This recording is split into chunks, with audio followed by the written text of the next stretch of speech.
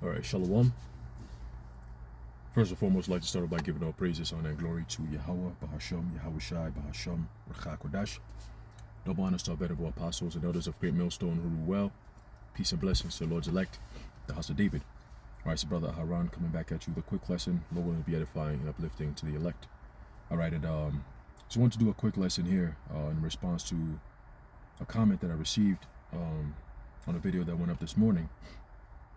And it's from the brother, Zakaria. All right, let me see if I can. Yep, Zakaria 144. All right, and the comment says, "Sorry, Ak, but I got to ask, what does it mean? The sea and waves roaring, also the powers of heavens. Also, good lesson has reached me. Shalom, Yabashmi Shabrakata. Khan, Shalom, Yabashmi Shabrakata to you." And I did respond by telling him that I was going to do a quick lesson on it. All right, so I'm going to do it now before I even get on the road. All right, so I can be able to pull up the precepts. But it goes back to Luke, the 21st chapter. All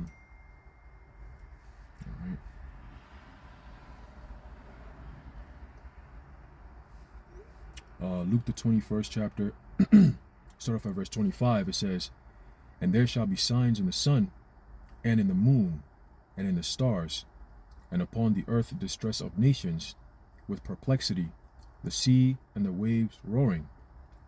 Men's hearts," verse 26, "men's hearts failing them for fear, and for looking after those things which are coming on the earth, for the powers of heaven shall be shaken."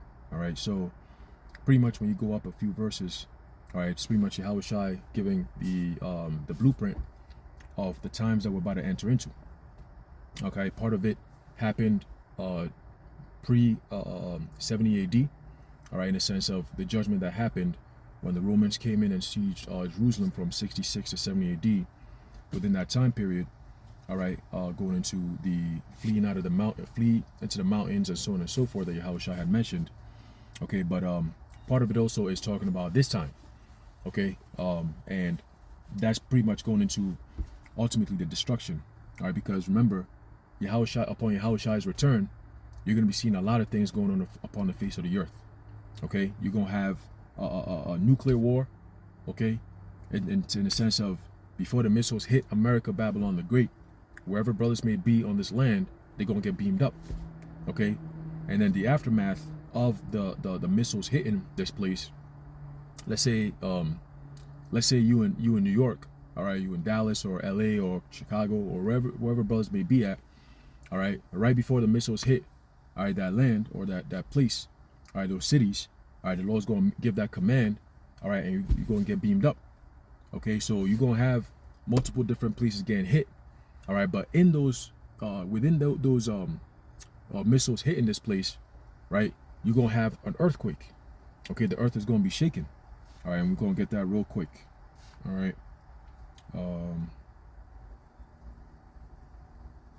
Let's get that real quick in the book of Isaiah.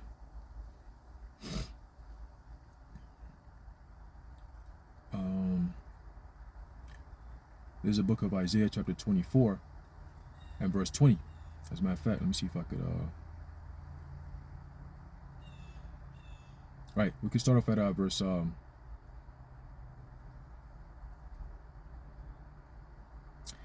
we can start off at verse 18. All right, Isaiah chapter 24 and verse 18, it says, "And it shall come to pass that he who fleeth from the noise of the fear shall fall into the pit, and he that cometh up out of the midst of the pit shall be taken in the snare. For the windows," it says, "for the windows from on high are open," all right, meaning referring to the firmament. Okay, it says, "For the windows from on high are open, and the foundations of the earth do shake." Okay, so the foundations of the earth, right, the whole entire earth is shaken, right? Part of the foundations, remember when you go into the book of Genesis, part of the creation, all right, or the foundation of the earth before man was created, right, you got the heavens. Okay, you got the celestial bodies, so to speak. You got, and within the firmament, you have the stars, right? You got the moon, you got the sun. Okay, and that's all within our firmament. Okay, and then when you come down, you have, obviously above the firmament, you got the water. Okay, the waters that are above the firmament. Okay, and then when you come down onto the earth, all right, you got the earth, and then of course you got the water. Okay, the oceans, the seas, and so on and so forth. So here, verse 19, it says, the earth is utterly broken down. The earth is clean dissolved. The earth is moved exceedingly. Okay, meaning it's been shaken violently. Okay, and it's synonymous with the book of 2 Peter, where it talks about the elements melting with fervent heat. Okay, when the missiles hit, all you're gonna see is destruction all over the place. Okay, so it says the earth shall reel to and fro like a drunkard, and shall be removed like a cottage, and the transgression thereof shall be heavy upon it, and it shall fall and not rise again. All right, and when it says earth, it's not really talking about, you know, the whole entire planet. Okay, when it goes, the word earth in that sense is going into the word arataza, all right, which means land. Okay, so the actual land itself where the missiles are going to hit, it's going to take a hit. It's going to be, you know, that pounding that's going to be hitting the earth is going to cause a quake. Okay, and when you have that quake, that shaking, like it says, the earth shaking to and fro like a drunkard, all right, you're going to have the heavenly hosts, right? The heavenly hosts, which are the stars, they're going to be shaken. Okay, literally, the physically going to be shaken, man. You're going to see the earth like, oh shit, like, you know what I'm saying? So it says here, going back to Luke, all right, Luke 21. Let's see if I can pull that up here. All right, Luke 21 and verse 25. So now you get the picture, all right, of what happens when the missiles hit this place. All right, on the day of the Lord, when the missiles finally hit this place, you're going to have the earth shaken to and fro. Okay, so it says, and there shall be signs in the sun and in the moon, and it says, and in the stars, and upon the earth distress of nations with perplexity, the sea and the waves roaring. So the seas and the waves, answering the brother's question, the seas and the waves roaring is referring to what is known today as tsunamis. Okay, now let's look up the word tsunami real fast. All right, it says tsunami says large wave which rolls over and inundates the land. Okay, it says here, oh shit, that's not what I want. It says which also leads into something known as tidal waves, right?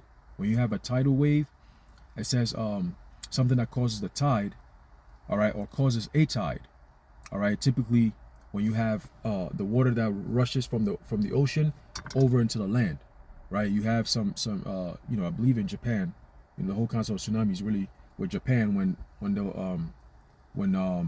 was an earthquake, right? Whenever there was an earthquake, it shifted the tectonic plates.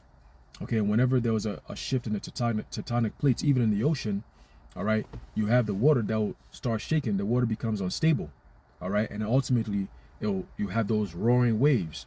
The sea's roaring is going into those tsunamis, those crazy ass 100, 200 feet waves that come in and they clash onto the land. Okay, so you're going to be seeing a lot of that in different parts of the world. Okay, because remember, America is a center of two different oceans. You got the Atlantic Ocean and then you have the Pacific Ocean. Okay, so once the missiles are pelting this place, right, giving you just a little picture here, once the missiles are pelting this place, you're going to see the land of America shaken.